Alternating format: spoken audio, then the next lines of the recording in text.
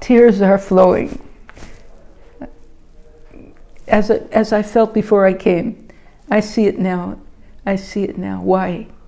First I arrived in this place itself, and it's so beautiful. The land of Kenya is beautiful, and this is called the Fitra, right? So not all countries are like this. You know, how the trees are blooming. It's a garden of God's grace here.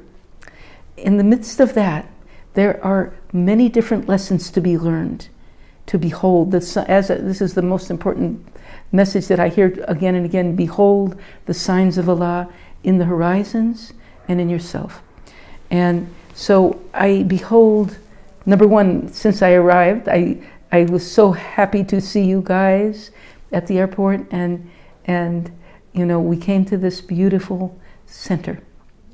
So I understood immediately that after leaving Turkey, this group of committed beings, of lovers of God, comes to this land and builds centers like this for education, for healing, for khidmah, you know. And this is just the first place I saw. Every day you sent me somewhere else, one or two other places where I kept seeing it's thriving. This work is thriving. What was happening in Turkey is happening now here. The mission is being accomplished. I see this.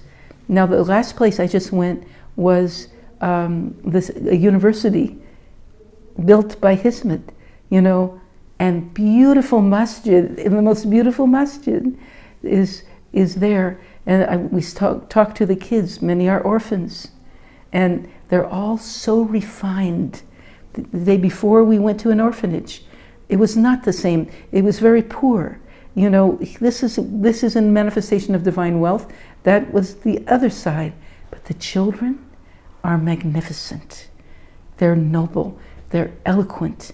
And so that's what I've been focusing on and seeing. Not only the children, also the adults, right? But there's also the centers that are being built here for service. That's what Hizmet is for, you know, and it isn't even possible to deny it. It cannot be denied. I was just hearing from someone that people can be lifted up and taken away from here, but the work cannot be stopped. You know, the mission, the message of Allah's grace is pouring through the land. You know, every day I went to one or two or three other places and spoke to large groups of people. That includes Pakistani women at a beautiful masjid where young women are rising up and doing khidmah. You know, they have badges on that define them as huris, from my point of view. They're servants. So those people are trained like that. You know, then I was just at the school where so many people are being educated. We were at in the orphanage before that isn't even Muslim, really, yet, let's say. And yet the kids were so beautiful. I just held them in my arms. My life story goes back to many places like this. Allah keeps bringing me back to the children of the world and the orphans and the students, to embrace them.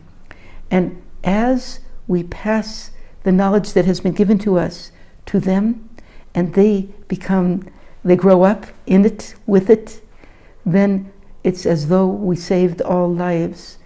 We're saving all lives, because if you save one life, you save everyone. So, but what's happening here is a plenitude of development. And I don't know how long, exactly how many years, but it's so obvious and beautiful and divinely inspired. And I know there are more challenges to come for everyone. That's why we say that there can be constriction, expansion, and then real birth. And that will bring the whole organization up into its purpose, its fulfillment, the fulfillment of the purpose.